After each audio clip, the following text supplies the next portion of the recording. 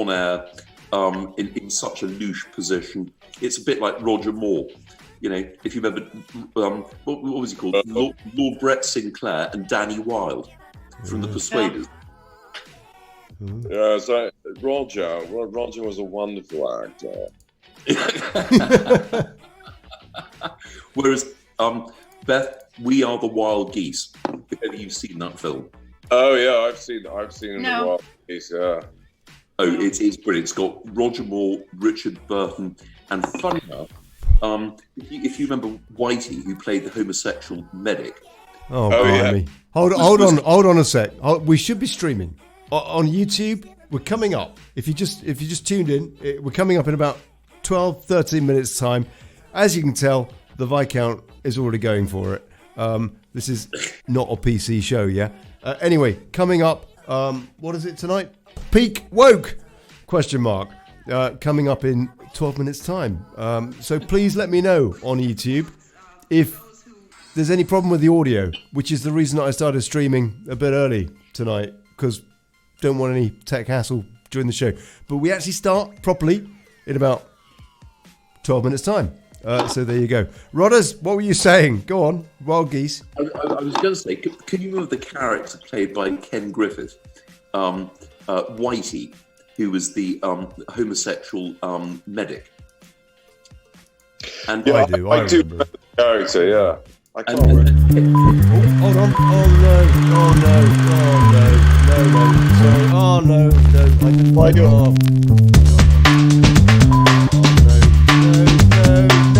No. Sorry everyone. Didn't mean to do that. Okay, carry on, Rodders. Dam busters. Oh, hold on. This is the reason why I've gone a bit early, yeah, to sort out the tech. Coming up in 10 minutes. Rodders, yeah, go on. Anyway, dear old Ken Griffith, his father, funny enough, was a relation in an interesting sort of way. And by pure coincidence, they were our next door neighbours. So his son, who's a radio producer, ironically, and I think we need a bit of his help, his tech help, probably was my best mate. And Ken Griffith, even though he played, the Pufter to a T, in actual fact he was married 4 times, was one of the world's greatest shaggers, and he always played the Presbyterian Welshman. I think one of the last films he made was with Hugh Grant, the one who turned the hill into a mountain. Oh, yeah, the man who climbed up a hill and came down a mountain. And that's it. And Ken Griffith was the vicar.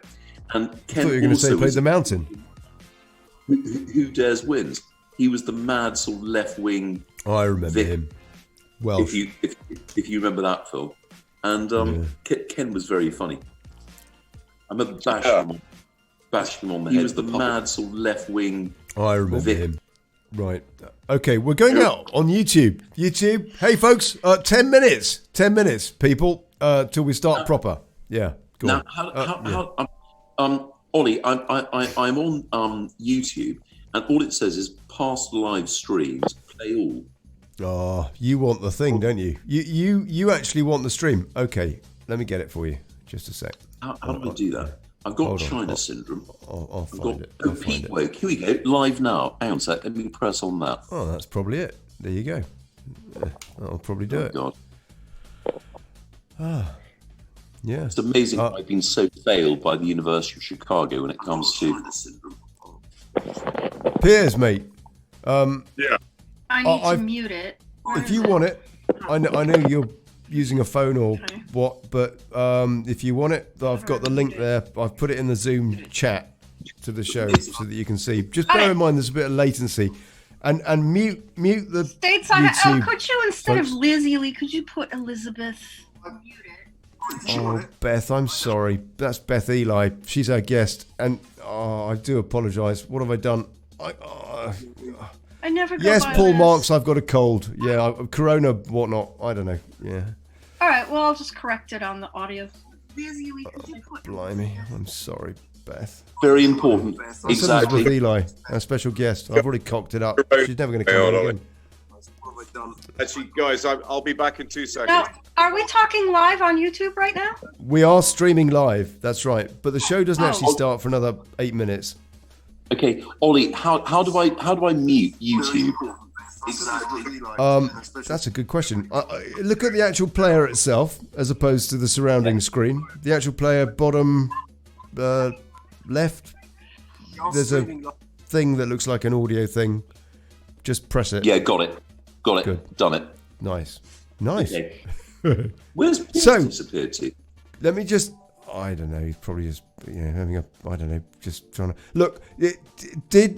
Can everybody on YouTube? Can you tell us, please, that you can hear us all? And also, if you could tell us, please, if our audio is basically the same kind of level. Because last week, mine was louder than everybody else's, which isn't very cool. It's all got to be the same. So just tell us if we sound at more or less the same kind of level. And Well, I'll cut in here and see if you can check my level. God bless you. Check my Cheers, level, baby. So Beth Yes. is a hack. She's a journalist from stateside. What's a hack? You're A a- journalist is a hack. Yeah. Oh, okay. Yeah, Yeah. that's right. Health journalist. I'll go with that. Well, So sort of Yeah, tell us. activist, sort of community organizer. you'll have to tell us a bit of your take on the old Corona thingy tonight. Beth. Will do. Yeah. Well, you know what the ultimate community organizer, I think, was Jim Jones. Who was that? Oh, yes. Well, he got everyone to drink the Kool-Aid. Literally. Exactly. Mhm.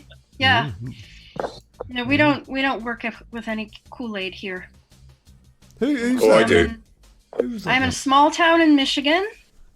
Not that small, maybe 35,000 people in an area of probably 60,000, but north of Detroit. I Oh shit! flunked out of New York. Yeah. I got bounced from New York almost 4 years ago, and I'm here in Fort Huron, Michigan, which is my hometown. I was born a few blocks from here, and just working with people in the real world and finding out what they need for holistic health and helping not recommend but suggest local people who can help them out. So I've got a lot of experience in just debunking all the medical nonsense. Might as well use it to benefit people that I more or less know. Do you know what? I think that's a fantastic cause, and I think you'll find we have quite a lot in common as the show progresses. But there is a sort of break point where we build to a crescendo of un-PC and then go into the gentler side of humanity and more delicate topics that are handled with great sensitivity. Filled with a few Ollie rants as well, kind of. And by the way, Piers, the new rule is as soon as someone starts to rant, anyone can call in rant alert. You just got to say it twice, and that's it. It's What is standard. your real name? What is your first name? Randler? What? No. Well, me. No, What is it? That's Rodri. Roderick. Roderick. No, not Rodri. Rodri. Oh, okay. Or if you speak Rodri. Spanish, Rodrigo, because my mother is Rodrigo. Rodri. Yeah. Alternatively, you can call You me can call me Beth. Beth. Alternatively, you can call me Lord Strange, Lord Hungerford, Lord Demolition, the Rodri Okay. victim. Tell us how many names have you got, Viscount? I've got half a dozen. It's a bloody identity nightmare. Depending on which way you look at it. And of course, what I hate about the internet is you're always forced to come up with a new passname or password, which has to contain 1 capital, 4 numbers, etc., etc. And I can never remember which name I've used as my password. So that's why I'm always slightly delayed on Yahoo. They say, you got it wrong. I think, oh Christ, what was the last one I came up with? and there it is. So So hold, Lord, you've got Lord Strange of what? of Nocky, Nocky. which was created in 1299, and it's got one of the unique privileges of being able to pass through the female line. So Delphina, as my daughter, will be Lady Strange of Knockin, along with Lord Hungerford, which has the same benefit, which is 14. I think it's 1412.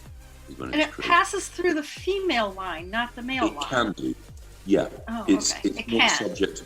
It's not subject to primogeniture, which is interesting. So a title from 1299. So when I hear people talk about the great British history, in actual fact, my family sort of mostly created that abroad, beating up the French whenever we could. That's usually how you got You that. wouldn't do that. Beating up You the wouldn't French. do Well, British history was normally created abroad, which get the recommendation. And Piers, you are crooning into the camera. Sorry, I'm just grinning like a cat. I'm just listening to your anecdotes. Lord Strange, that's brilliant. You weren't even joking, were you? That was. I thought you were coming up with some sort of weird joke or something. It's not. It's not. It's one of the portfolio that was handed to me when my father popped his clogs. Wow. No. And it's funny That's when my, quite cool. It's my- nice my- your daughter can inherit sort of, names that aren't sort of tied to this sort of ancient rule of firstborn son and all the rest of it. It's sort of, it's cool. Well, in actual fact, I mean, I'm not sure how cool it is on the basis that my family was so brutal in the Crusades and subsequently, the monarchy didn't want us to die out. So the titles weren't to go into abeyance if you didn't have male issue. They thought, let's keep the gene going, because they wanted us as warriors and, hard They on. were the crazy gene. It's, you know what, and that's what the king needed at the time. Yeah. I'm just trying to think. And of course, one of my ancestors was John of Gaunt, who was the who was the second biggest landowner. John Gaunt. only- Hold on. He's a talk radio bloke. Is old John Gaunt. No, John, well, he's been dead for almost 1,000 years, so I doubt he's on talk radio. It's a different one. He was the patron of Geoffrey Chaucer, who, of course, was the Really? first pornographer in written form. Yeah, that's right. Entertain pilgrims going down to Canterbury Tales. I mean, Yeah.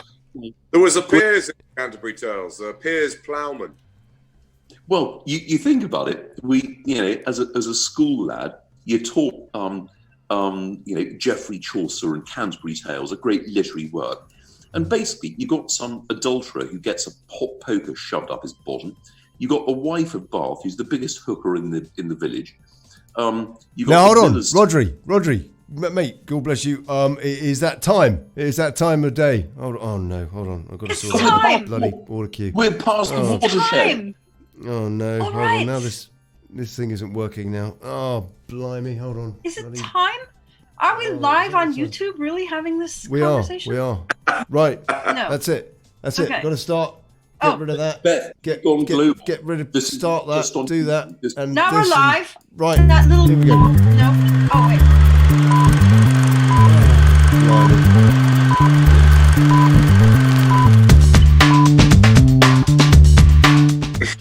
Hey folks. Howdy, good people.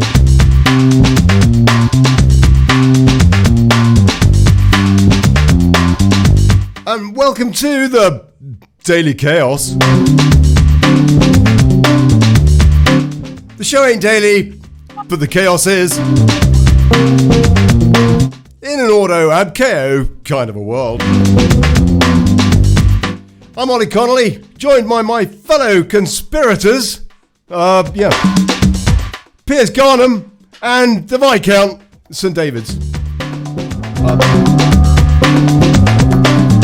I'm trying to work an auto cue here and also the fader, and I'm very confused.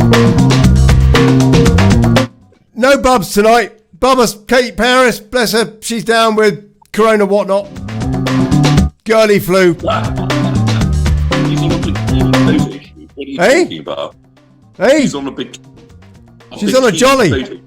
yeah, but we've got a special guest, stateside freelance journalist, Elizabeth Eli. An old pal of Daily Brexit. And coming up, peak woke, because, you know, this whole woke thing is getting way out of hand. Yeah, just another politically correct, contrived tool to control the masses using yet another divide rule load of old cack. Discuss! And we will, taking your comments right here, right now. Please share the show, subscribe, like it, send me whiskey, etc. All that tar. Right, roll call. Garnham, Piers, are you there, sir? Certainly am. Good Ready man. to rock.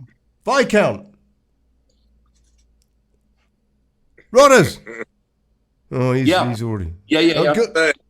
Good man, excellent. Ready, and ready and correct. Beth Eli, bless you, from Yes. Michigan. Yes. All the way from Michigan. All the way from Michigan. Yeah, lovely. I've never been to Looking Michigan. forward to it. Do you know what? I've been dying to go. You know, I could see Gary, Indiana, which is, I was always told, if you fail your exams, that's where you're going to end up. And Gary, Indiana, makes Detroit look like, you know, 5-star Ritz. It's an absolute hellhole. And you think Detroit now, you can buy, anyone can buy a home for $1. I mean, the housing market has just collapsed. Beth, am I correct? I'm not sure how it is right now, but it depends on the neighborhood. That's Detroit, yeah? Detroit has improved, as I understand it. It's getting a bit of business back since that Trump bloke sorted out NAFTA or something, I suppose. Beth, is it? I know that it was a state, and I think that Rodders is right to say that you could buy a street for about a tenner in Detroit 4 years ago or so. But is it improving a bit, or is it a myth?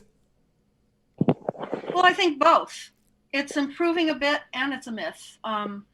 For Detroit to improve a bit doesn't mean a whole lot in the whole scheme of things. It's still a very bad place to live in some areas. Depends on the reason that you have for being there and what kind of real estate you're able to hold down. I wouldn't recommend living in a $1 house. There is a certain habit of certain local people of burning down your house with you in it. So you might want to watch that. Well, Nice. Beth, I tell you, on a per capita basis, one of the most dangerous places to live is Belgravia or Knightsbridge. Probably. Do you know what? There was that guy who was murdered the other day just outside of Harrods. He was stabbed to death.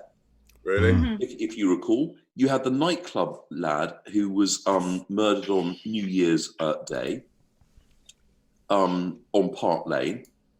And Ollie twisted his ankle right outside your front door just before Christmas. I did. Bloody. But that wasn't a criminal act. That was an act of self-harm. Yeah. Rodders mugged me. I went to give him a cuddle, say goodbye, and slipped and buggered up my ankle. And on Christmas Day, Christmas morning, I was getting an X-ray at the local hospital because it was in serious pain. I mean, I had talk about topical, yeah. Whilst we got the Viscount on, who knows all about this sort of thing. I had a Peckham Rolex around my ankle. It had swelled up so much. Not that you're a criminal, but that's a good segue. Go on. Christmas Day having ankle X-rayed. You were just trying to get away from your mother. And by the way, She was very upset that I didn't take her to church.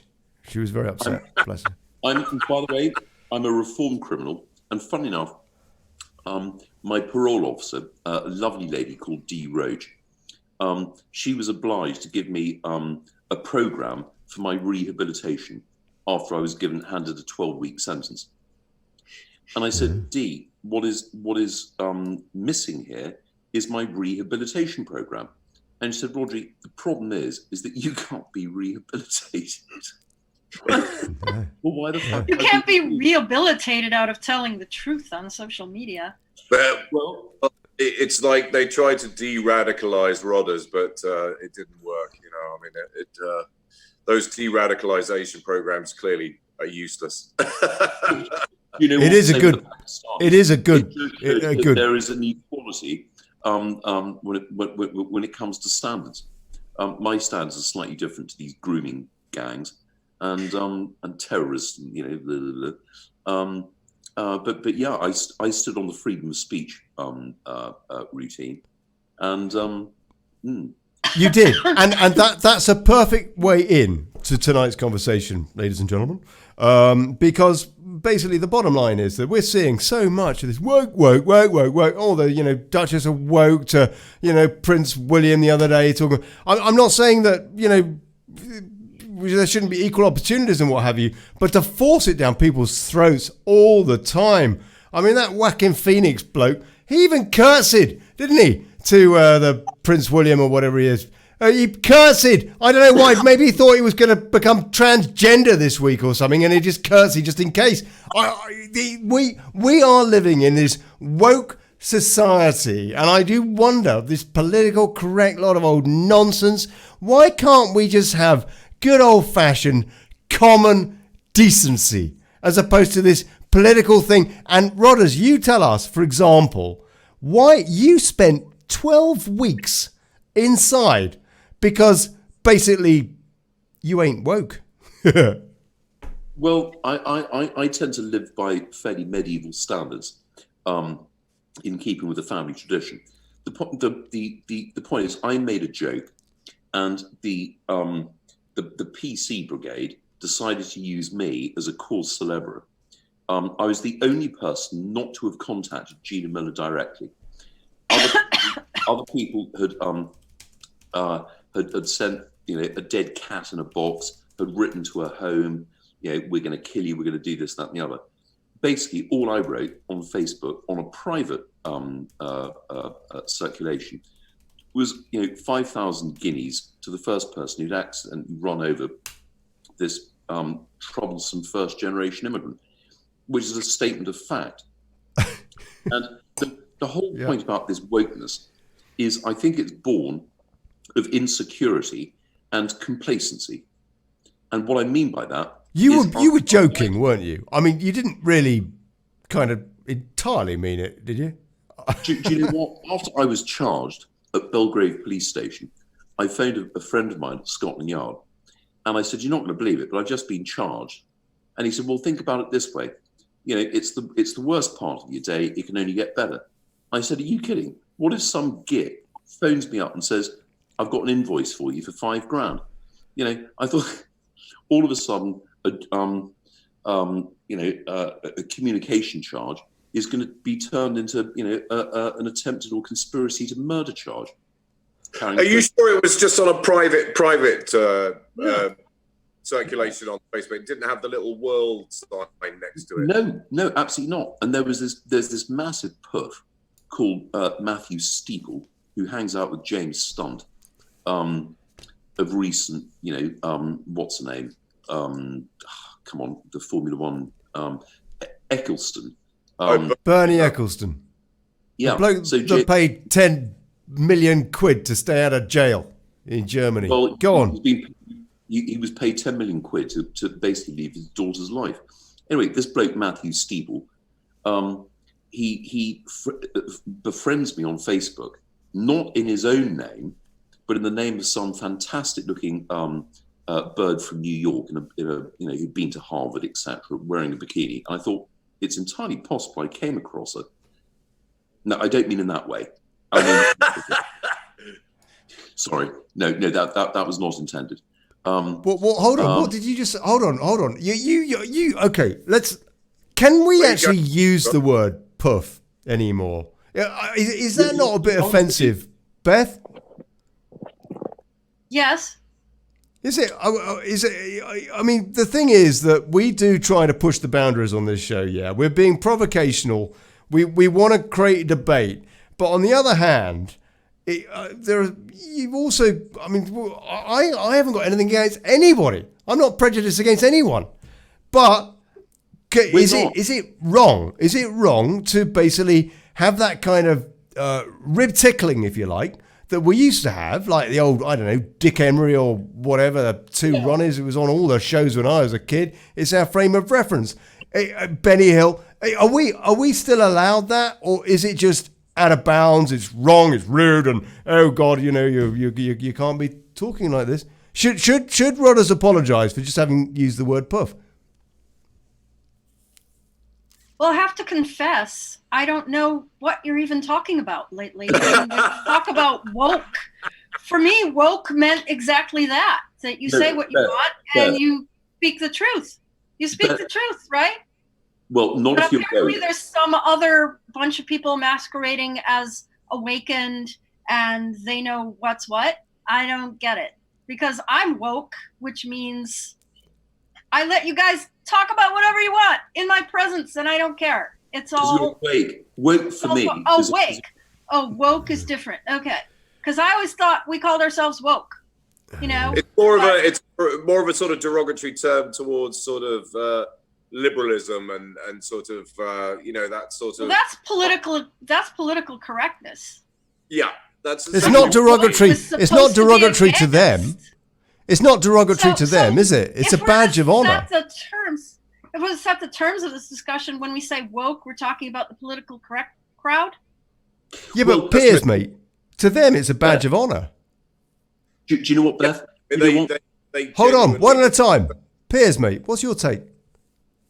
Well, yeah, I agree. I think it is being woke is basically sort of a term you'd use to mock somebody who's extremely politically correct, won't say a word or act in any way that might be deemed offensive in this woke world that we live in. I mean, I've noticed a distinct trend in people really shying away from talking honestly about how they feel about things because they're worried about being judged by other people. That won't be me ever. It's got me into plenty of trouble, but I don't care. Well, I'm really very pleased to hear that, because I don't think any of us are racists or bigots or xenophobes or anything like that. I mean, but I do think that there's a lot of wrongs with the world that need to be discussed in an open and frank dialogue where we don't pull our punches. We speak our minds, and we shouldn't be afraid of doing that. Agreed. If your map doesn't match the territory, you're in kind of a lot of trouble. Well, do you know what, right. Beth? Do you know what, Beth? The definition of political correctness was uttered by President Roosevelt during the Second World War in communication with General Eisenhower. I don't know if you're familiar with that. No, really? No, I thought it originated from maybe the mid '80s. No, absolutely not. It was 1944. Eisenhower communicates with Roosevelt and says, "How do you want me to deal with these bastard yellow people?" Referring to the Japs.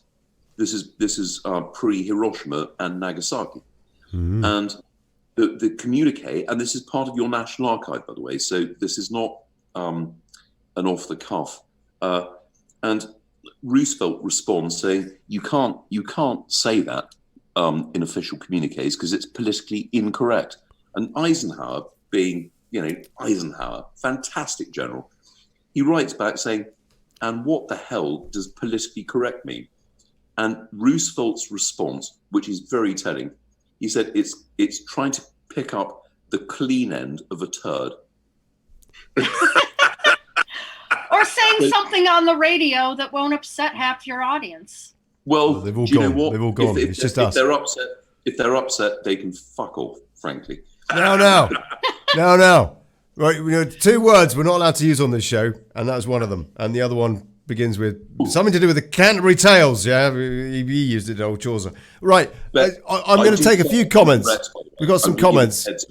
Maybe the more polite term is up yours. Right. Amanda says, what? "I've noticed Ollie hasn't got a cap on so far, so good. I know there's still time.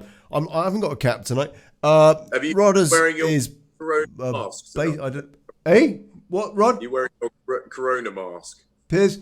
No, not today. Not today. I am spreading my germs today all over. And there you go. Amanda Thompson, woke is them that think they're awake. And Stephen Lang says the term woke was first used in the USA. I thought that it was a way for... I thought that the word woke was first used by people that were trying to wake up to the denigration of black people in the States, and the people that understood the kind of turmoil that the black community had been through in the States off the back of slavery and all the rest of it were considered woke. But that this term has since, if you like, been misappropriated or changed or redefined, that it now means basically anything that is, I don't know, kind of something to do with, frankly, libtardia. Nothing to do with rights, racial rights or whatever, but to do with anything that a certain bunch of liberals think that they're right about and everybody else is wrong about. I don't know. Can I interject here about please something? correct me. Please correct me. Just something about the United States, that the number one way to make people go nuts around here is to just use the term racism all over the place. To be accused of racism is like the number one thing you don't want to be accused of. And and frankly, people who throw that term around a lot are doing nothing really to end racism, which is kind of back to the point about what woke means. It's an empty term. So if you're going to say I'm against racism, then it should imply that you want to improve the lot of people who are of black and brown skin in this country and have a certain history of being oppressed. Okay. And the way you would do that is through the financial system. And nobody wants to talk about that. They just don't want to talk about how cool and woke and anti-racist. Trump talks about that. They are. Trump does. Yeah. Anyway, carry on. Let's come back to a fundamental. This definition of racism is one of the most abused words. And other words exactly. I hate are I'm humbled. Damn here I am on the red carpet at the Adult Video Awards. Best sodomization. Scene. I'm humbled. Well, of course you are. Rodders ain't woke, yeah? He ain't woke. Best way to fuck us all from every orifice is to bandy about the term racism. Beth, I love you. Brilliant. Thank you. I'm going to take my Tourette's pill. So, but the point is that racism, I think by definition, it's got nothing to do with skin color. It's got to do with the unprovoked hostility towards an identifiable body or group of people.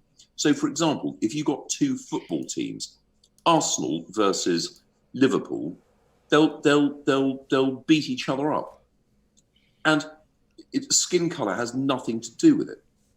They might make it an issue if they think it'll rile a player into playing badly or putting him off his game.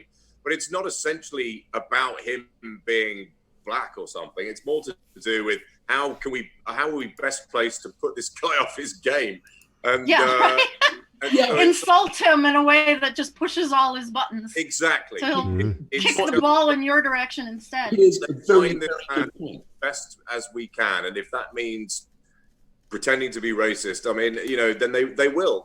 They'll use any tactic because the only thing that interests them is their team winning. But the point is, if I say to a Scottish bloke, you're a daft, thick Glaswegian prick, am I being racist?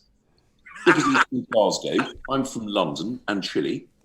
That's right. And am I being racist? The answer is, I mean, what about the SNP? Are they not being racist about the English? Every time that Blackford bloke stands up in the Commons, he's going on about, all the English, all that. I mean, is that racism? And if it isn't, what is it? I mean, quite frankly, I just think it's we've gone way too far with all of this. And by the way, racism is one thing, but actually, you know what? It's prejudice. Prejudice is the problem. If you've got problems with against other groups or whatever. Racism is just an easy target. What about talking about prejudice? Because people that from, if you like, this so-called lib community or whatever, the libtardia type thing, it seems to me they have tremendous prejudice about anybody that doesn't agree with them. This is the whole point about the fascism of the liberals, which is an oxymoron. The point is, I think this woke, and I hate the abuse of the English language. Woke, to me, is a description of someone who is awake. We're all awake. Our eyes are open. We're communicating. Woke. What the hell does that mean? It's a sense. Political correctness is a sense of insecurity, where in actual fact, because you are just so insignificant, you've got to demonstrate to the world that you are of significance. Right. And the way that you do that is by demonstrating you have a moral high ground, which is more acutely sensitive to that of anyone around you. So it becomes a bloody competition. I'm happy to say I live by medieval standards. Slap me in the face, I'm going to kill you. It's very simple. Abuse my family, I'm going to kill you. If you abuse my Christian faith, guess what? Third Crusade is en route. But as a humanist, I don't care which colour you are, which ethnicity you come from. If you come to Britain, you either accept the British culture or you can fuck off. No, you've done it twice. It's a bit more difficult to say that about the States, because the States is sort of younger and far more kind of built on cultures from all over the world. Yeah. Coming there. What's your ancestry, Liz? You can call me Beth. My ancestry is Eastern European, and the other half is kind of lost, but it's English, Isles, British, whatever. I'm not really. We're getting it back. We're getting Bulgarian. Brexit. We're getting it back. You can have it back. Hungarian. Did we lose my? No. Bulgarian. Macedonian, and also British, but I'm not really as in touch with that part of myself. Mostly the Eastern European. But you're right on target that Britishness might matter as a culture to people there. Germanness or Italianness might matter. Americanness is built of immigrants. We can so easily virtue signal to you guys that you still have a common but and Beth, it's disrespectful. Beth, you still have a common value set, no? And is that not really what it's about? It's not so much, what colour you are, or I don't know what kind of you want to sleep with or whatever. It's what are your common values, no? Well, actually, Ollie, you bring up something rather delicate. Don't forget that America was a refuge country. It was a refuge for people who basically were unacceptable in Britain, hence the Mayflower. And given the number of Americans who claim to have been descended from the original descendants of the Mayflower would have constituted an armada of about 25 ships, the size of the Ark Royal, is the reality. And you only have to go to Boston and, and they all go, yeah, well, I'm descended of Mayflower stock. The point being is that it's a country based on refuge. And if you look at the Constitution, I think the Constitution of America is sensational. It sets out, it's the most tolerant in respect of freedom of speech, which is irrefutable. I think it's the Second Amendment. Beth, stop me if I'm wrong. No, it's the First Amendment. The First Amendment of the U.S. Constitution. Second's the right to bear arms. The number one thing that we look at is freedom of speech and religion. And practice of religion. So you can practice devil worship if you want, and it has to be respected as long as you don't intrude on someone else's place. And as long as you don't intrude or do something truly morally repulsive. Like the point sacrifice of children or something. Well, do you know what I like about the American Constitution, and again it comes back to my education at the University of Chicago. The limits of freedom are clearly defined in the Constitution, and our freedom is dependent on other people's respect for our freedom and vice versa. And what that means is if I'm disrespectful and nasty to someone else, I'm disturbing his freedom, his liberty, in the same way, and it comes back to human respect. It comes back to a degree of humanism, which has been defined. We haven't defined it here in the UK, and therein lies one of the problems. And most of the countries in Europe haven't defined it. Okay, Well, I want to take it some never comments. Gets defined because the people defining it will just take all Beth? kinds of freedoms away from us. Yes. Hold that thought. But freedom's being taken away from us. Absolutely. That is where we want to go with this. But please, let me just read some comments, because last week I was a bit crap with the comments. You might have noticed that. The reason being that it was the first time we had a full lineup on the Daily Chaos show with Piers and the Viscount and Bubs, who can't make it tonight. But because of that, and I just wanted the tech to work, I was a bit lousy with the comments, so I want to make up for that tonight. And by the way, please share the show. Yeah, please share the show. Annoy Nick Clegg and share the show. Right, okay. So Tanis Pullen says that Blackford, referring I think to Ian Blackford, Scottish National Party, tub of lard needs a punch in the gob. That's what Tanis says. Stephen Lang says people have confused cultural issues with racism. Oak Ash Thorne says tribalism. Carol Weston says the woke don't get banter and joking. There's no fun in their lives. You know what? That is a very good point. What is it about these libtards? They've got no sense of humour. I think they all shop in Holland and Barrett and eat like and buy live yeast and slice of steak in years. I mean, I used to work in Holland and Barrett when I was a student, and the most godforsaken, pasty-faced, ill-looking people who looked as about as miserable as anybody possibly could do used to walk through the door to buy their live yeast and then their Linda McCartney nut roast. What do they do with that live yeast? Spread it all over their bits? Sorry, Beth, you're not a vegetarian, are you? I'm not what? You're not a vegetarian, are you? I'd like to be, but I can't seem to manage it. No, really. I mean, I used to live in the premier neighborhood in the U.S. for that kind of behavior, and it was called Park Slope, Brooklyn. I belonged to the Park Slope, Brooklyn food co-op, and I went to all the raw food, the raw vegan potlucks, and I enjoyed myself. And I didn't think, you know, if it's not to oppress me, I would say up yours. But you know. Okay, hold on. I'm going straight live to the Senate, where Donald Trump has been acquitted from that impeachment nonsense. Have a quick listen in. Hold on, let me see if I can pop this on. And by the way, Piers, hold on. Whoa, Rodders, hold on. Not guilty. Mr. Menendez. Guilty. Mr. Merkley. Guilty. Mr. Moran. Oh. Not guilty. Ms. Murkowski. Right, they're going through it. Just to explain what's going on, yeah? Mr. At the moment, now, he's just a sec. Guilty. He's been Mrs. acquitted. Murray. He's been acquitted on Article 1, yeah, which was the first of these two trumped-up charges, excuse the pun. Now they're sorting out the second one, Article 2, was there an obstruction of Congress, basically, where he withheld, I don't know, some notes or something, or told them they were a bunch of idiots or whatever.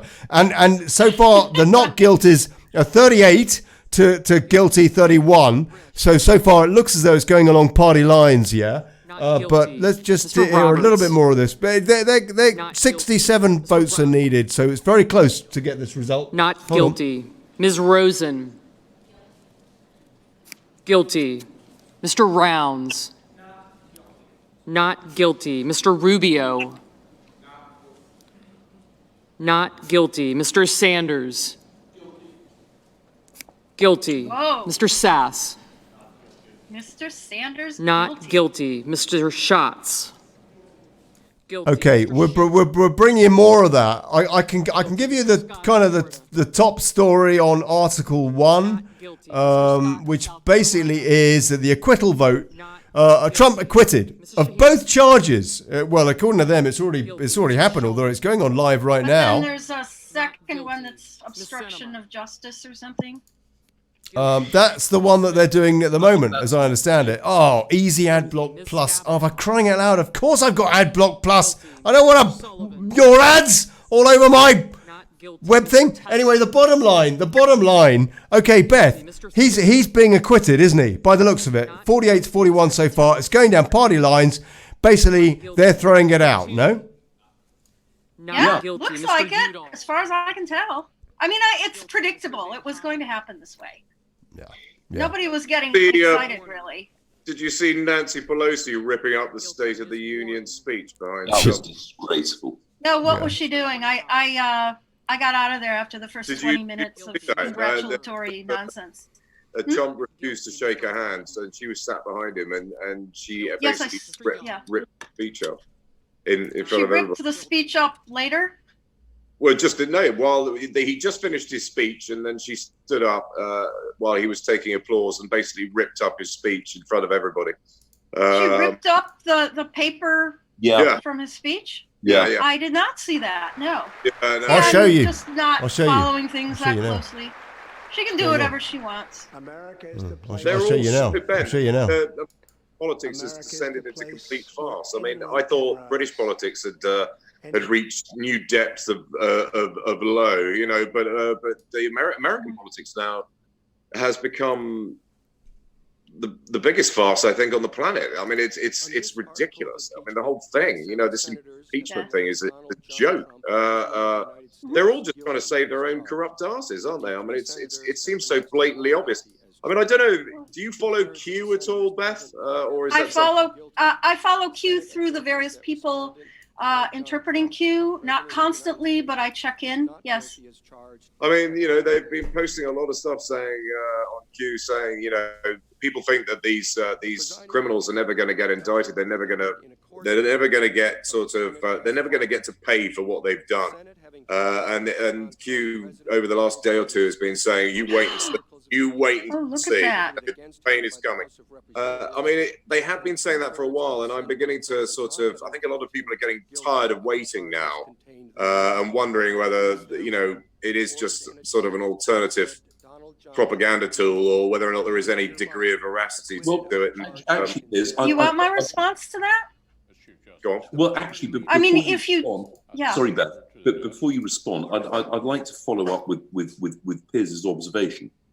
If we take specifically the Clintons, who've never had any meaningful employment that has paid more than six-figure salaries before tax, how is it that they're somehow worth $250 million? Clinton Foundation, that's how. Well, hang on, a foundation. People always talk about foundation in the most sincere terms. We have a foundation as though that's self-explanatory. It's not. All a foundation is a charity that enjoys tax-free status. How on God's earth are the Clintons worth $250 million? Oh, good old-fashioned socialism. Bribes. Well, you know, and I seem to think, hang on a sec. That's the whole point with Biden, isn't it? I mean, this guy, he's basically been helping his son to get this job in the Ukraine, head of Chevron or whatever. I mean, when it happened, there were some of us was watching it in the news thinking, talk about corruption, and the president says, you know what, I think there's a bit dodgy this.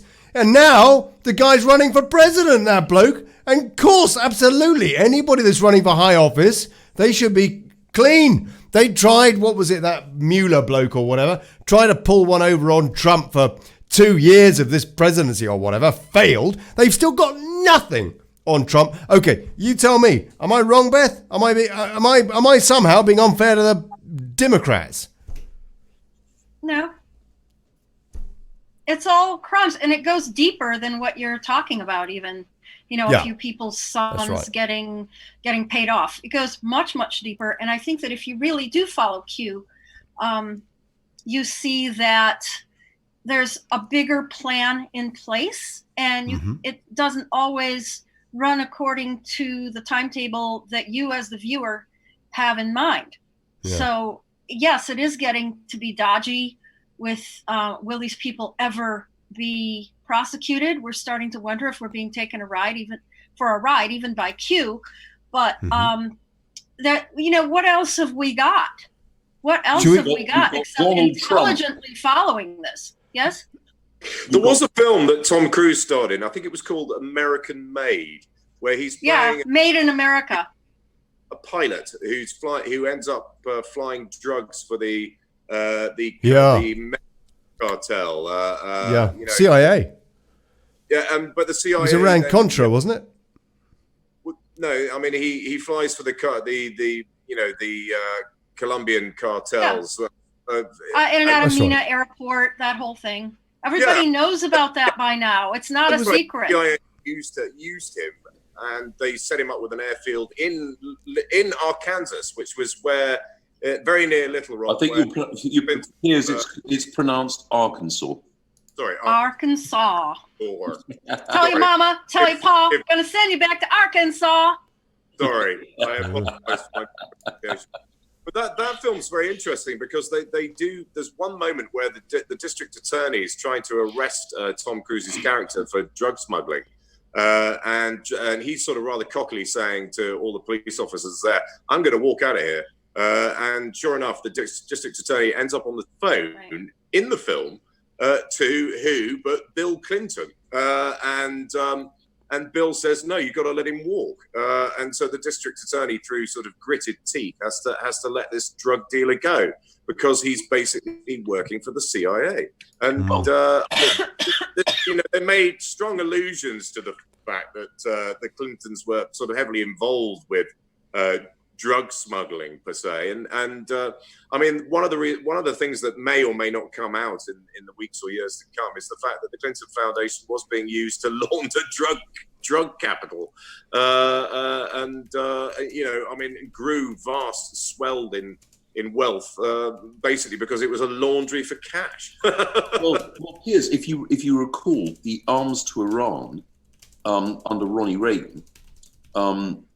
And who was that fantastic secretary who turned down $1 million from Playboy for taking her clothes off? Who was the secretary to Colonel Ollie North? Oh, that's right. Well, that's what he was doing. That's what was going on. That movie with Tom Cruise, which was a brilliant movie. Look, this is all just movies and sensationalism. The truth is, it's still going on. They've been diverting uranium through Russia to Iran for 20 years now. This is the true thing that you should be talking about rather than what we all knew 10 years ago. I mean, it's huge. It's bigger than all that. Really bigger. And it deserves to be punished, and it will be. Beth, I agree with you. But I was just opening up the subject using a sensational secretary who I would want as my PA any day of the week. The way that she defended her boss, Ollie North, Fawn Dawn, whatever she's called. Fawn Hall or something.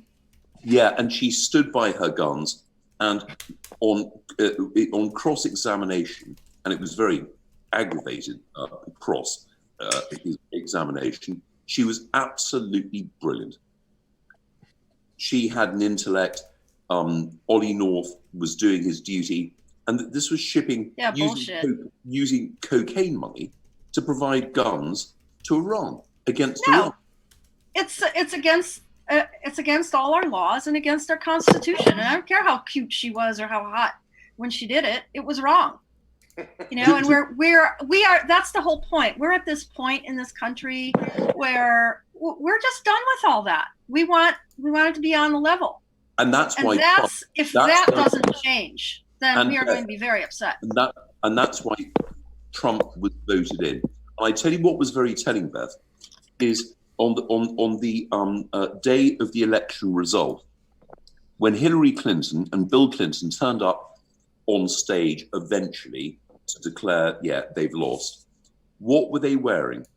Can you remember? What colours were they wearing? They were wearing orange jumpsuits. And they're going to be wearing. No, we wish. She looks good in orange. I'm guessing. She looks good in orange. Does that, Hillary? Hold on. Let's not talk over each other. She looks good in orange. Does that, Hillary? And I just wanted to say also, that was Iran-Contra, that movie, that Tom, whatnot, because they were making money, the CIA. They were making a fortune out of that drugs running with Colombia and all that. And that was going to pay for all this dodgy stuff that was going on with the Ollie North stuff and all that.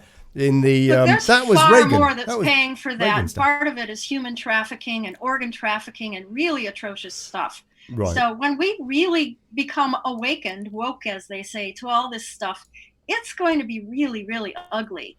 And, hate to lower the vibe here, guys, but it's not even fun to watch this happen. But it has to end. Just has to. But Beth, you cannot, first of all, lower the vibe with us. I can guarantee you. I can what? I can or I can't? No, you can't. You can. Low as it goes, I think. Beth, that's as far low as it goes. Yeah. Just saying, this is serious stuff, and it is. All joking aside, it's treason. It's high treason, and what you are watching is this all coming about, and it's beautiful. I think it's unraveling. I think it's what's gorgeous. Treason? Which bit's treason, Beth? Well, certainly doing business with other countries, using the resources of the United States government, that flies in the face of democracy and Congress and what the American people have decided, is certainly treason. And also, funding terrorist groups such as ISIS, which is in one of the Hillary Clinton emails. Yeah, saying, that's right. We paid them money. Why aren't they doing what we said? She took money. Clinton Foundation took money from the Saudis and from Qatar. No, now how can you get away with that as Secretary of State? How can you get away with that? They've sort of tried to normalize all this behavior, like, oh yeah, it's just business as usual. Don't think anything of it. It's treason. I mean, and sooner or later the boom is going to be lowered on that. Even if these guys won, if they had won today or anything, they couldn't run things without the majority of Americans going, this is not normal. This is not good. Yeah, what? Did you see that? Did you see that footage online of? I think Trump was actually at the meeting. It was the ex-president of Haiti, talking about the money that was raised in charitable donations for the Haiti earthquake. The Red Cross. Yeah, and that's a profitable genocide. That's what that is. There was something like $5 billion raised, and like an absolute minuscule portion of it was actually used on the rebuilding of Haiti, and somehow they built 20 houses or something. Somehow got all misappropriated. And he was basically pointing the finger at the Clinton Foundation. Piers is absolutely right. The former president of Haiti stood up at a press conference with Trump before Trump was president, I think, but definitely with Trump. And he stood up and he said the Clintons took all of this money in donations, and we never got a cent of it, or we got a fraction of it. And I mean, this is on record. Where is, again, this fake stream media? They never talk about that, do they? Why not? Right. But what's going? So go on. You make a joke on Facebook, they give you 12 weeks in prison. Right. You see, but you destroy a country called Haiti, and you get talked about as the next president of the United States. I cannot believe Hillary Clinton. What he did. I mean, I just cannot believe that. That is like Stasi. That's like East Germany kind of like lack of freedom of expression. I mean, okay, it was a bit of a crass joke, but yeah. There's What's that? Your prison ID or what? Prison ID. Yeah. Really? You get a prison ID in case you want to buy beer somewhere else, or what? Well, Rodri is a genuine, aristo, and they wanted to make an example of him. I mean, he's an outspoken member of the, sort of. I mean, you're not really a member of the establishment anymore. You're a sort of a renegade now, Rodders, aren't you? Really, but they clearly made it. You're absolutely right. They wanted to make an example of you, and that's really frightening. I mean, I've been banned from Twitter. I used to be a prolific meme artist, and and I used to post a lot of very sort of controversial political memes on Twitter. And now I've been completely banned. I must have set up about 5 or 6 different Twitter accounts with different email addresses, and every one of them was banned. but you know what? Well, you know what they're trying That's to right. do in Canada? He got banned from Canada, Twitter. they're trying to institute a new policy. The recommendations, not the government, it's an outside group, wants all websites operating in Canada or searchable from Canada to be licensed by the Canadian government. Now, I know that you can do this if you're China because you control 1.5 billion people, but Canada is like, one person per 100 acres or something, 1,000 acres, and they think they have the power to do this, and it's laughable. It actually leads on to a separate topic that I've discussed recently with Ollie, is that what do we want from this show? I'm a bit disappointed, Ollie, we didn't have the Dam Busters March. What's that? Kick off. I apologise for that, but we can hum it. We can hum it because the theme tune is in. Is somebody owns it? Some git owns it, but we can hum it at the end of the show. We'll hum it and do the play it. I can send you a link to the RAF marching band. Oh, balls. All right, we'll play it. The thing is that when you play it, then YouTube, they want to put adverts all over the vid and stuff like that. And they'll probably cut it in half and all that. They want to ban it, but they're perfectly fine with putting ads all over it and collecting money. Look, I've got people complaining. People are complaining because we're not reading out any comments. And by the way, dear God bless you guests, if anybody else wants to read the comments, please do. But somebody needs to involve these wonderful community rather than leave him out there on the sidelines. And by the way, as I understand it, it is hold on, let me get this right. Oh blimey! Oh, somebody's winning at the football. I've lost it. I don't know where that is. Anyway, right? Okay. So some comments. Has Trump been acquitted on the second thing? Hey, yeah, he's acquitted. I put out Trump acquitted, Dems truly shitted. Right. Tanis Pullen says they don't like it. Act surprised. They don't like it because even though some of his speech is a bit erratic, Trump is actually putting his country first. I'll tell you what, if you watch that State of the Union, I did earlier, and absolutely amazing. I mean, when you look at the accomplishments that this guy's had in terms of creating jobs, basically, and then you look at the disparity between that, him talking about this stuff that you can't just lie about at the State of the Union, yeah? And the Democrats are like, they're spitting bullets. He's got Nancy Pelosi behind him. She looks like she's chewing on a lemon. She's what's all that? She's mumbling to herself, and she's got like this kind of, I don't know, that woman. She needs to retire. She needs to retire, basically. She's a drunk. She's under the influence of alcohol. She looks like a drunk. Just a few more comments. Boys, and then Piers on. Amanda Rolfson, bless her. She says, and hello to Eric too, Amanda. She says, truth eventually comes out, Ollie. The Dems tried to hide the truth, but Trump's lawyers brought out the truth. Right. It was a real tooth pull. Impeachment, a total farce. Maybe that's a problem with Nancy. Maybe she's had a bunch of tooth out yesterday. I don't know. Gaz the Doos. Hey, Gaz the Doos says Sean Atwood, he's talking to Sean Atwood, has done some good features on Clintons and their CIA cocaine connections. The boys on the tracks. So if anybody wants a bit of Charlie, he knows how to get you in touch with the Clintons. Tanis Pullen says all the Clintons are bent. A bunch of muggers. Jamie Mitchell, what about the bad blood? The Clintons sold to Canada, HIV contaminated. Blimey. Gaz the Dews also says not to mention Hillary's connections. Can I comment on that stuff? Yeah, okay. Let me read that out again then. What about the bad blood the Clintons sold to Canada, HIV contaminated, says Jamie. And Beth knows a lot about HIV and stuff because she's reported a lot on it. Yeah, Beth. It's all bollocks, as you say. As we say here, less politely, bullshit. There's no HIV. We did a show about this. We did a show about this a long time ago. This is a whole different show. But you're saying the whole thing is trumped up a big pharma tactic, Beth. Yeah, that's your take on the it. The Clinton your Foundation opinion. used AIDS as the candy store out front, that they were fighting AIDS around the world. And in the back room, the real deals were going down.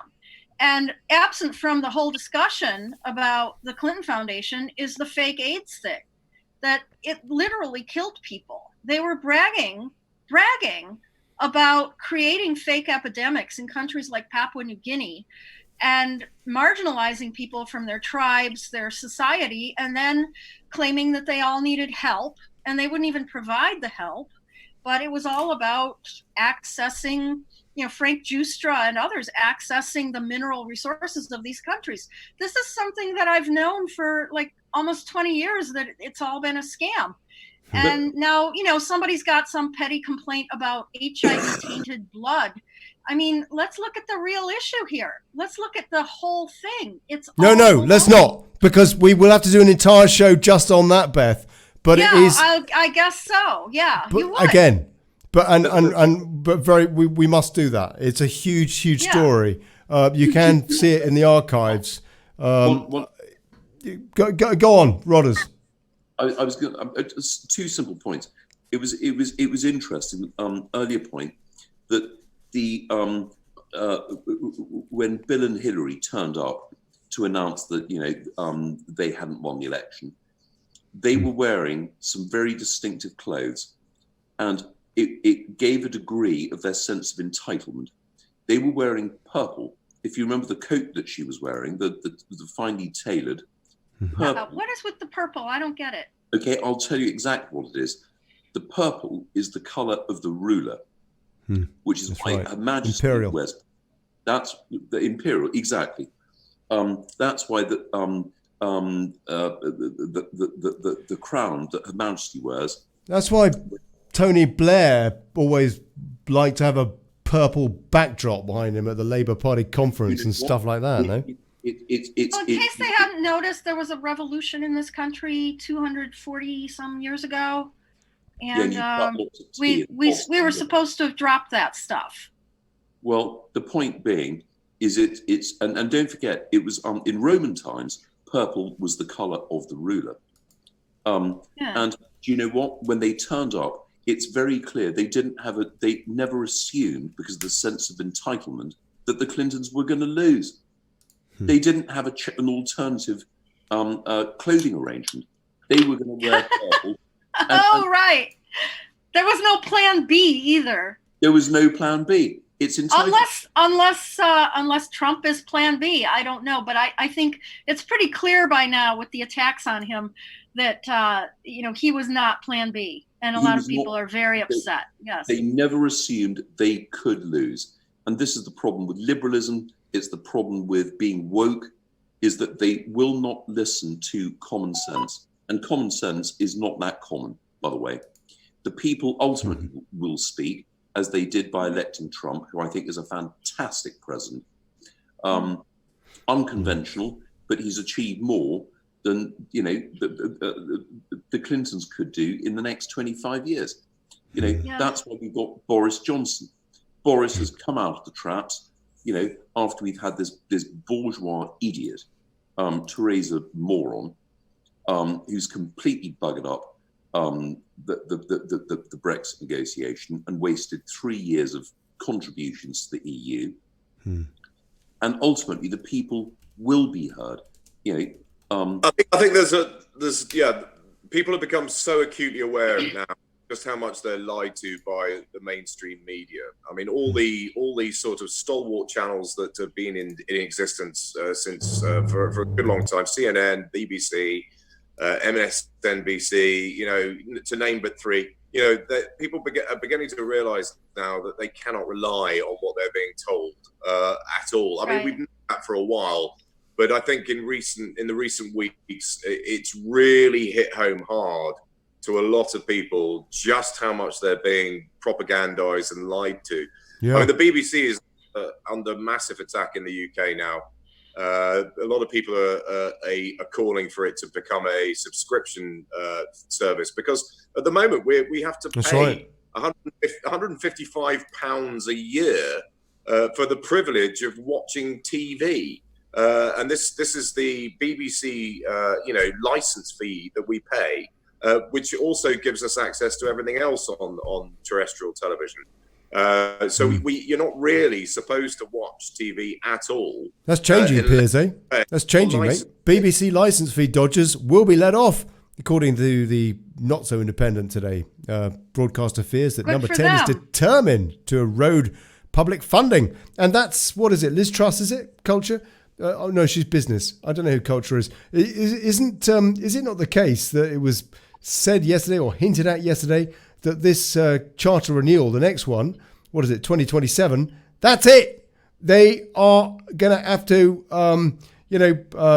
work for their supper as opposed to getting a levy from every person in the UK, every household in the UK. That's interesting. Is Thanks, guys, for the update on the BBC. Yeah, they literally, don't seem to be earning their keep. They're not serving the people. No, they're not at all. I mean, we are literally being forced to pay to be propagandized, and I think a lot of people are really waking up to that fact now, and are rather incredulous as a result. They cannot. I mean, we can apply, if you like, alternative version of woke. In the sense that people are beginning to wake to the fact that they are being lied to. Piers, I love that. Sorry to interrupt. Do you know what? That's a fantastic expression. Do you know what? We are the alternative woke. In actual fact, yes, we're not politically correct. We're the woke antidote. We are the woke antidote. I always used to call it the counterculture to the counterculture. Yeah. And this, my second sentence was, and when you are that, no one can hear you scream. They'll co-opt the so-called counterculture, and then, you as the counter to that, there's no place for you. You must be reactionary. You must be conservative. No, I am literally the counterculture to the counterculture.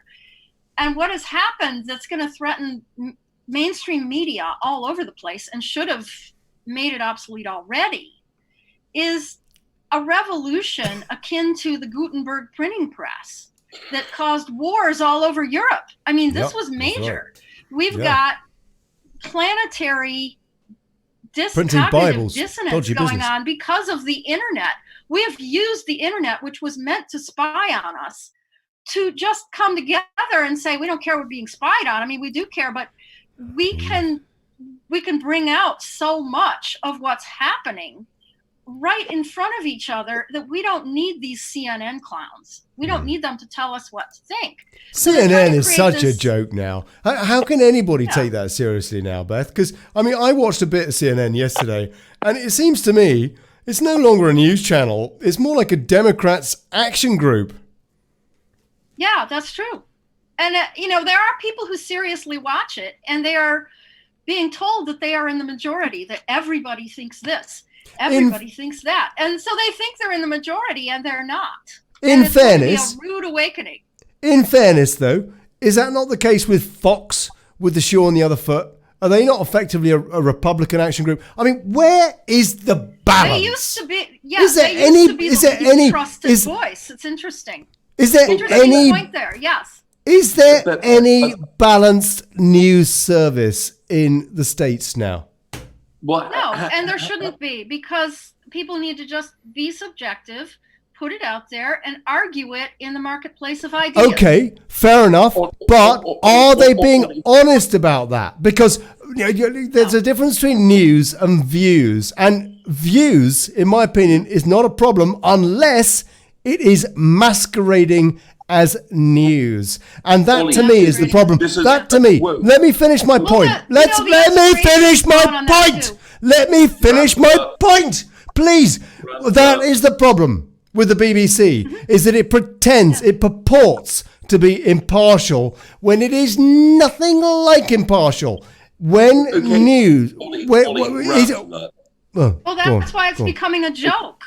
I've got a question for Beth, and actually it's to you, Ollie, also, because you're both journalists. Beth, you said earlier that you work for Standard & Poor's, which in actual fact is a factual statistical reporting service, where in actual fact you produce the subjective material, but these are facts. And then the investors, Warren Buffett, will make of the numbers that you provide or what have you. In my view, being a journalist actually counted as a profession. You were a correspondent on a particular theme or subject, and the news was reported, which is the point that Ollie was making. Now, what we read are editorials. And when I read some of the financial journalism, you've got some bloody journalist on £50,000 or £60,000 a year who says that because this has happened in bloody Indonesia or Papua New Guinea, this is what's going to happen to the price of gold. It's like, if you're so fucking clever, you should be running a hedge fund. You've done it 3 times now. 3 times, mate. Do you realise? Do you realise the Americans, our American cousins are never going to listen to this show if you keep swearing like that, because they're all derived from Presbyterians, like our Beth. What the fuck were you saying? Sorry, I couldn't I give hear up. that. I give up. You couldn't fucking do that? Well, I fucking work give up. on it, all right? Fucking useless. I'm descended from 2 truck drivers. So I'm trying, people. You know, I'm really trying. I'm real. really trying. All right. Yeah, I know. Trying not to get us banned.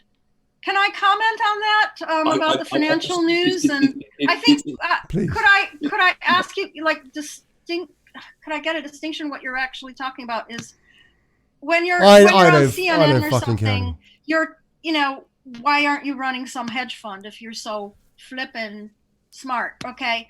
And there's this different branch of journalism that's just like Standard and Poor's and the ratings agencies and the investment houses that are people are betting on those facts, and I will tell you that they are not as clean and pristine as you think. Up until now, it has not been publicly revealed that I worked for that particular operation, but it's been a while. But there were manipulations of those facts that you still have to have your periscope up and check on who benefits, who's working at these places. Because what happened just before I left New York is I think the head of insurance ratings left to go work for AIG. So, AIG. And so I used to trust the Wall Street Journal, not because I was really big on its, very right-wing politics, but because I knew that what it was saying was very important to a very influential class of people, and that they needed to get that right. So therefore I, trusted their accuracy better. But now, when you're in the airy-fairy, mamby-pamby world of, what side of the political spectrum are you on? You're just dealing with just nebulous opinions and perceptions and things. And people are getting to the point where they're not going to bet on that, okay? They might say, oh, I love, that they're anti-racist and everything. But are you going to bet your money on it? And people are saying, no. I'm going to go look for facts. And there's this thing called the internet with citizen journalism going on and people who have their own butts on the line saying, this is what I think is happening in the economy. And I'm more likely to listen to them and check out their connections and who benefits and all that stuff the same way I would. But there's such a diversity of sources. Do you know what? It's interesting what you bring up. And I think I referred before we came on live there to that fantastic film, The Big Short, where people actually took a view on actually what was happening with mortgages, even though they were being peddled by Payne Webber, JP Morgan, I mean, you name it. And, it was like, actually, we're not being told the truth. When you've got a stripper who's got 5 mortgages because she's investing her stripping money, and there's nothing wrong with that. Great. I have been previously a big customer. Probably right. I remember that scene. Do you know what? He's like, you need to sell that stuff or something like that. He's getting a lap dance and he's giving her financial advice or something. And she's saying, I've got 5 mortgages. I own 5 condominiums in Tampa, Florida. And he's going, hang on a sec. How the hell does a titty bar worker is bright? Don't get me wrong. I've met a number of. He's so woke. Is our Rodders? He's so woke. He's been to a lot of lap dancing places. I'm worried about all I have. It's been part of my business. I was in the steel industry. Yes. And I'm in the tobacco. Is that a euphemism? I'd like to interject and then let you finish about that movie, I The want Big Short. Piers to interject as well. Could I interject? There was a scene. There were a set of scenes in there that they would just interject in the middle. Do you remember those? It was It was the best part of that film, and to me, it was the real message. You've got Margot Robbie in a hot tub saying, "This is how this works." Now I know you'll listen because I'm gorgeous and beautiful, and now go fuck off, And then Anthony Bourdain, he demonstrates how these securities works by making a fish stew, and it's all insulting. That scene was brilliant. He's insulting the audience. The maker of that film was insulting the audience at periodical intervals, saying, "This is all the information you can take, dearies. Don't worry your pretty little head. This is the real plot of the film was these are people who really know what's going on. They're depicting people who really know what's going on, and they're horrified. But in the meantime, we know you, the audience, will not understand this. Can we make a fish stew for you? Because that's right. There's a big disconnect there. When they're describing, in simple terms, how derivatives work. Right. It is really highly complicated stuff.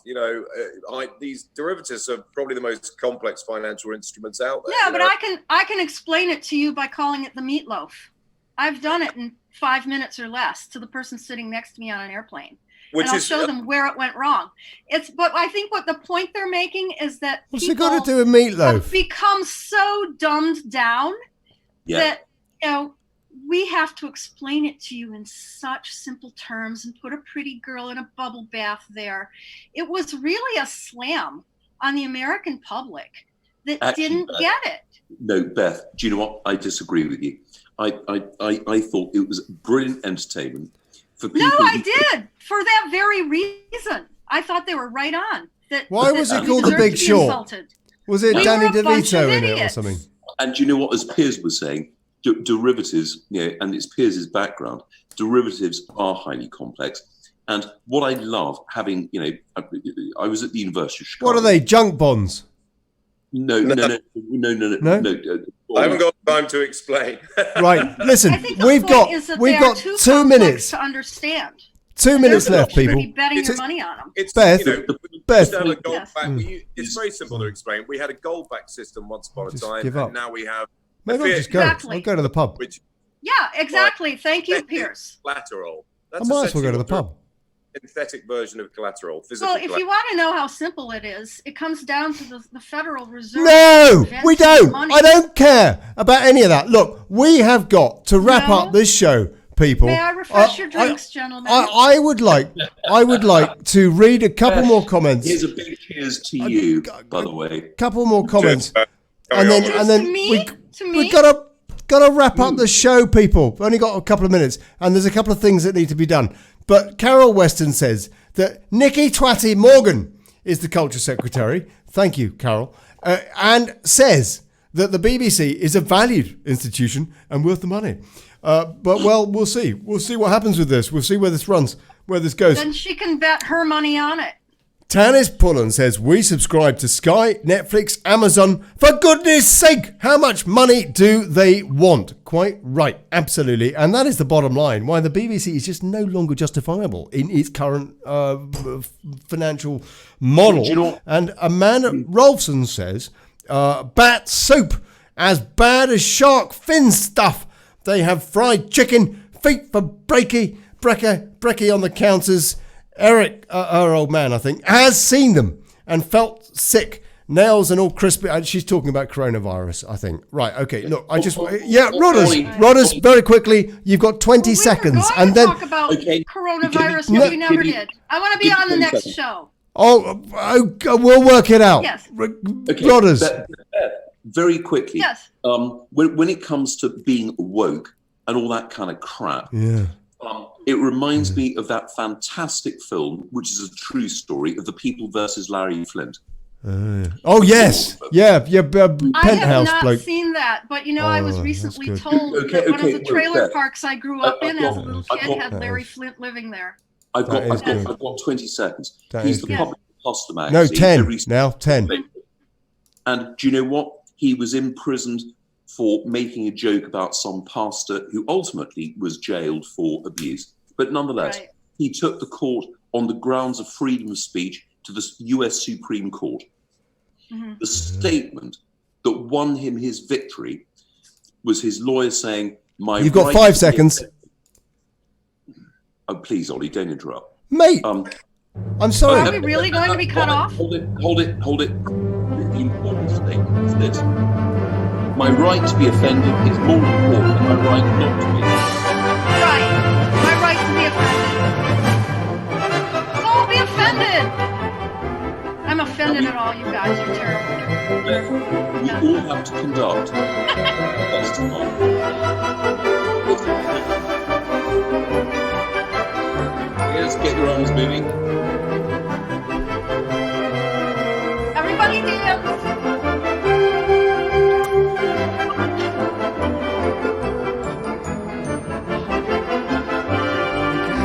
Lost my bloody cans now. Can't hear a thing.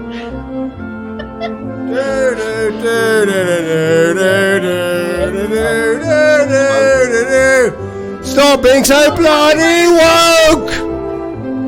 Little copyright infringement among friends. No big deal. Where's my It was fun. I've only got one can. All right, I've only got one can. Right, we're running down. We're running down now in terms of the show. Nearly over. But I did just want to. I wanted to play a bit of a tribute, people. Bit of a tribute to somebody. Well, it's not a tribute because thank goodness he's all right at the moment. But he's not had a great week, and that is Rush Limbaugh. Yeah, one of my personal heroes. Best in class when it comes to talk radio. Diagnosed with serious case of lung cancer, and I just wanted to show this.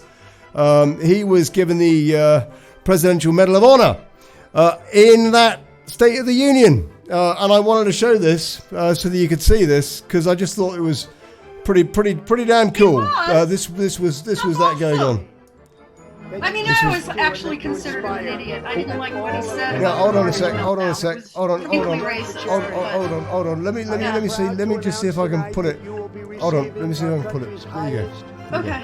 Civilian honor, the Presidential Medal of Freedom. Yeah, he's getting the Presidential Medal of Freedom there. I mean, this guy is just a bit of a geezer, really.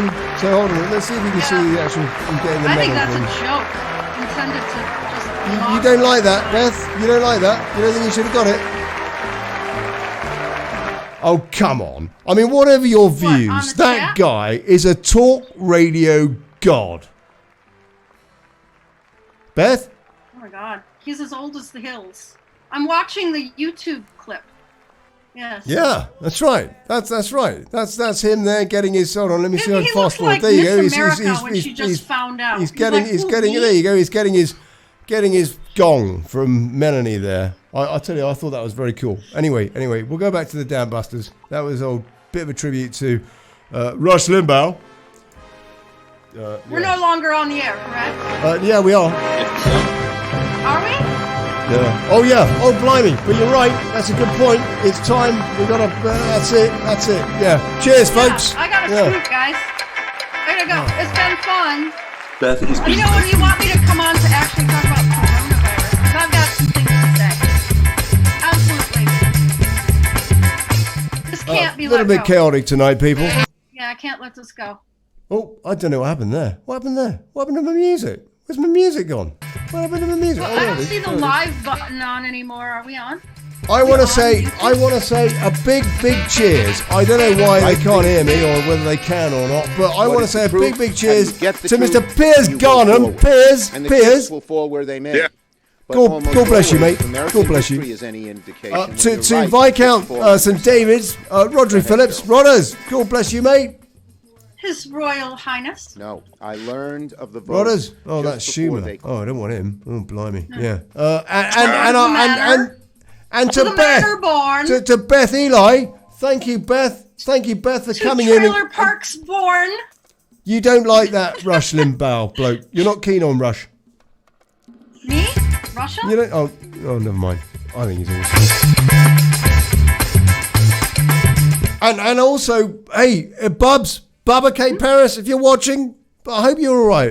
Because I know you weren't feeling too good earlier. So God bless you. And you know what? That ratty batty soup stuff. Don't keep away from the sweet and sour. Yeah. Dodgy. Don't eat fats. Don't do that. Everybody over on wakeupuk.net, hello, God bless you. I would have read out some of your comments, but they were so rubbish, let's face it. Rubbish. No, actually, I was having a problem getting word in edgeways, but that's cool. I'll tell you.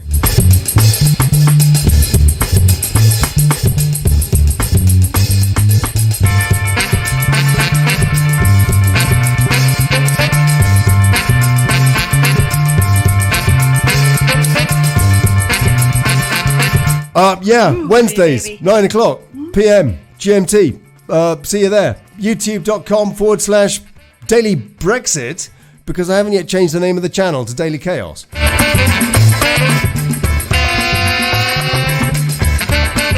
And carried on wakeupuk.net. God bless you.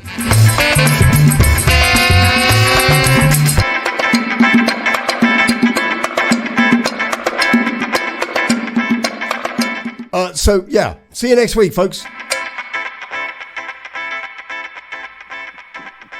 Bye. Beth, you're a star. You really are. What? I was going to say, Beth, you're a star. A star. Well, what else am I going to do? All right.